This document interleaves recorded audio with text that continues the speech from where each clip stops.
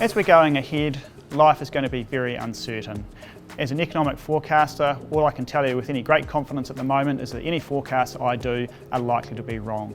And that means it's really important to do some scenario analysis to get some idea of some of the alternative but also quite plausible outcomes.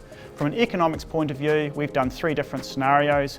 One is what we would call a V-shaped recovery. That is where the economic recovery is quite quick. It's one where we've assumed that the coronavirus is something that we get on top of very quickly and it causes very little future disruption both here in New Zealand and elsewhere.